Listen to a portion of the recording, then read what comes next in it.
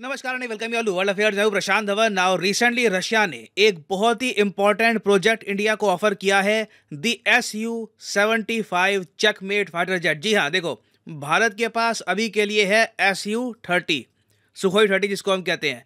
और जो ये सुखोई है ना, ये एक्चुअली एक कंपनी का नाम है। जो कंपनी लगातार सुखोई एयरक्राफ्ट के वेरिएंट बनाती रहती है। फॉर एग्जांपल, कुछ साल पहले सुखोई ने बनाया था सुखोई 35, जो आप कह लीजिए सुखोई 30 से भी थोड़ा एडवांस्ड है। और रशिया ने सुखोई 35 बेच रखा है चाइना को। जी हाँ, चाइना सुखोई 35 यूज करता है, हम लोग यूज करते हैं सुखोई 30। मगर अब रशिया ने इंडिया को एक मेगा ऑफर देने का मन बना लिया है। इंडिया को बहुत ही जल्द ऑफर करेगा रशिया के, चलिए आप और हम मिलकर सुखोई 75 बनाते हैं, जिसको ये लोग चेकमेट भी कहते हैं। जी हाँ, फाइटर एयरक्राफ्ट का नाम इन लोगों ने रखा है चेकमेट, क्योंकि रशिया के हिसाब से ये दुनिया के बाकी सब 5th जनरेशन फाइटर एयरक्राफ्ट को चेकमेट कर देगा। और अगर आप सोच रहे हैं कि क्या ये रफाल से एडवांस्ड है, तो हाँ, ये भी वैसे एयरक्राफ्ट तैयार हुआ नहीं है, अभी ये डेवलपमेंटल स्टेज में है, मगर बिल्कुल ये रफाल से काफी एडवांस्ड होगा। नाउ, जब भी कोई जियोपॉलिटिकल डेवलपमेंट आए, कोई देश कोई बड़ा ऑफर दे किसी और देश को, तो याद रखिएगा टाइमिंग मैटर करती है। हमने रिसेंटली देखा कि यूएसए की सरकार ने ICET इनिशिएटिव के अंडर भारत को यह कहा कि हम बिल्कुल तैयार हैं इंडिया के साथ फाइटर जेट का इंजन बनाने के लिए। यहां पर आप देख पाओगे, इस पर मैंने वीडियो भी बनाई थी कि US finally gives India mega military push. 9 lakh लोगों ने देखी है वीडियो। और यहां पर मैंने आपको बताया था कि बहुत ही जल्द आपको दिखेंगे made in India jet engine, जो GE की टेक्नोलॉजी पर बेस्ड होंगे। और ये इंडिया के लिए आप कह लो एक गेम चेंजर मूव है, क्योंकि GE के ही जो इंजन है हम यूज करते हैं तेजस में। और इससे पहले क्या होता था कि ये इंजन हम यूएसए परचेज करके इंस्टॉल करते रहे तेजस में, मगर अब ये इंजन भी होंगे मेड इन इंडिया। और यूएसए ने कहा कि ये सब हम कर रहे हैं बिकॉज ऑफ 2 रीजंस। पहला तो ये कि रशियन हार्डवेयर पर, रशियन मिलिट्री हार्डवेयर पर इंडिया की डिपेंडेंस खत्म करनी है। जी हाँ, यूएसए ने अब बना लिया है ऑलमोस्ट एक मिशन के इतिहास में, जो होना था हो गया, जो पहले हुआ था वो पहले की बात है। अब रशिया पर निर्भरता भारत की ये बिल्कुल खत्म करना चाहते हैं। और लॉन्ग टर्म ऑब्जेक्टिव यूएसए का ये है कि इंडिया इतना स्ट्रांग हो जाए कि चाइना को काउंटर कर पाए, क्योंकि ये यूएसए के लिए भी बहुत इंपॉर्टेंट है कि बिल्कुल चाइना के नेबर में ना एक 1.4 बिलियन की आबादी का स्ट्रांग मिलिट्री के साथ न्यूक्लियर पावर देश रहे, जिससे चाइना एक्सपैंड ना कर पाए जरा। अब ये तो हमने बात करी है यूएसए के प्लान के बारे में। एक बार जो रशिया का प्लान है ये भी डिस्कस कर लेते हैं। देखो, पहली बात तो ना, अगर करंट अफेयर्स डिफेंस के आप बहुत लंबे समय से फॉलो कर रहे हैं तो आपको एक थोड़ा बहुत याद होगा कि रशिया ने इंडिया को ना सुखोई 57 में जॉइंट पार्टनरशिप का ऑफर दिया था, और इंडिया ने वो ऑफर एक्सेप्ट भी किया था। रशिया के साथ मिलकर हमने कई मिलियंस ऑफ डॉलर्स इन्वेस्ट भी किए, मगर लास्ट मोमेंट पर इंडिया ने कहा कि जी हमको ना सुखोई 57 जच नहीं रहा, और इंडिया ने इस प्रोग्राम से पुल आउट कर लिया। यहाँ पर आप देख पाओगे 2018 का आर्टिकल है, India pools out of joint stealth fighter project with Russia. ये ऑफ कोर्स यहाँ पे हम बात कर रहे हैं सुखोई 57 की, जिसको उस वक्त हम कहते थे पाक FA-T50 एयरक्राफ्ट। अब आप यहाँ पर कहोगे, मगर इंडिया ने रशिया के साथ इस फाइटर जेट प्रोग्राम से पुल आउट क्यों किया, इवन दो सुखोई 57 भी एक 5th जनरेशन फाइटर जेट है।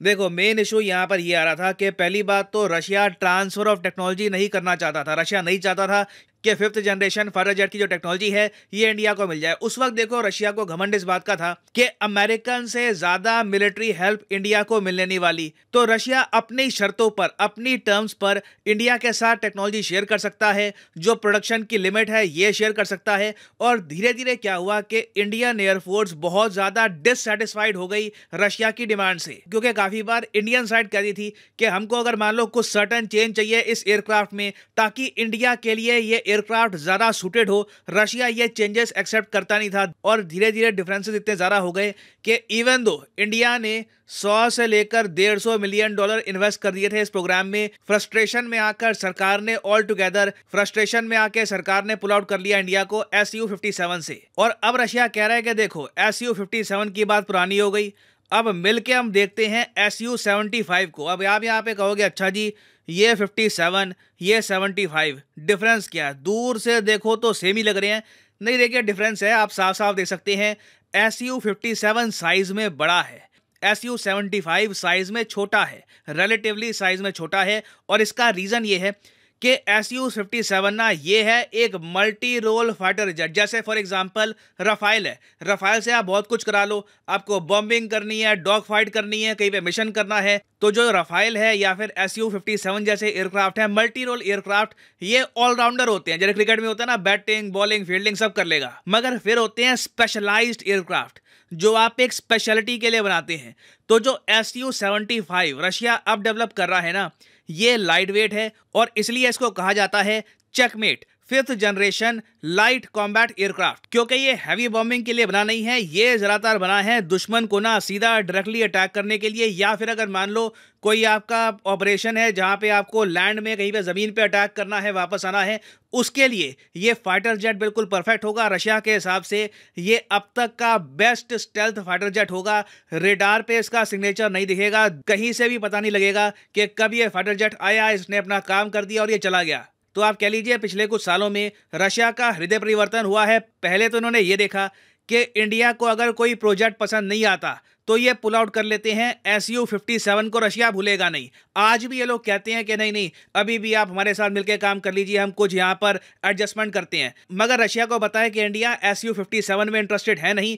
हो सकता है, मैं कहूँगा कुछ परसेंटेज चांस है कि SU-75 इंडिया और रशिया मिलकर मैन्युफैक्चर करें, क्योंकि पहली बात तो जो एरो शो होने वाला है इंडिया में 2023 का, उसमें रशिया अपनी एयरफोर्स के बहुत सारे ड्रोन्स फाइटर जेट ये शोकेस करेगा। उसमें से एक ये SU-75 चेकमेट भी होने वाला है। और मैं 100% देखिए रूल आउट नहीं कर सकता कि इंडिया SU-75 में बिल्कुल भी पार्टिसिपेट नहीं करेगा, क्योंकि हम ब्रह्मोस 2 ऑलरेडी डेवलप कर रहे हैं रशिया के साथ। तो ऐसा नहीं है कि सैंक्शंस की डर की वजह से हम रशिया के साथ कुछ मिलिट्री हार्डवेयर मैन्युफैक्चर नहीं कर सकते। तो this will be very interesting to see कि यूएसए का जो पुल है, यूएसए का जो पुश है कि बिल्कुल इंडिया को एक ऑल्टरनेटिव देना है रशियन मिलिट्री इक्विपमेंट का। जो बाइडेन की टीम ने ये अपना मिशन बना दिया है कि रशिया से इंडिया को दूर करेंगे ये मिलिटरीली। क्या यूएस इसमें सक्सेसफुल होता है, या फिर SU-75 एक ऐसा प्रोजेक्ट उभर के आता है जिससे इंडिया और रशिया के डिफेंस रिलेशंस और ज्यादा डीप हो जाएंगे?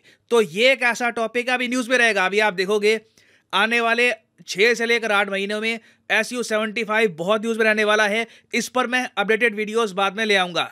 और हाँ, फाइनली आपके लिए इंपॉर्टेंट मैसेज, अनअकैडमी एक मैसिव सेल लेके आया है। 30% डिस्काउंट की sale on UPSC courses. Usually ये सेल होती है 10% की, पहली बार अनअकैडमी की 30% सेल शुरू हुई है। आपको सिंपली यहाँ पर कमेंट सेक्शन में जाना है और यहाँ पे आपको एक पिंड कमेंट में लिंक मिलेगा। इस लिंक पे आप क्लिक करोगे तो आप परचेज कर पाओगे अनअकैडमी का कॉम्बो पैकेज, जिसके अंदर यूपीएससी प्रीलिम्स, मेंस, ऑप्शनल तीनों की ही तैयारी आपकी इकट्ठी हो जाती है। और याद रखिएगा ये एक आइकॉनिक कोर्स है, तो मतलब कि आपको लाइव क्लास मिलेगी, आपको पर्सनल कोच भी मिलेगा जो आपको मोटिवेट करेगा कि प्रॉपरली ये कोर्स आपको फॉलो करना है। तो सिंपली यहाँ पर क्लिक करिए पिक ए प्लान पर और यहाँ पे आप परचेज कर सकते हैं अनअकैडमी ये कोर्सेज। फॉर एग्जांपल मान लीजिए अभी आप एक कॉलेज स्टूडेंट हैं, अभी आपके पास 2-3 साल का टाइम है, 2024-25 में आपको एक प्रॉपर अटेम्प्ट देना है यूपीएससी का।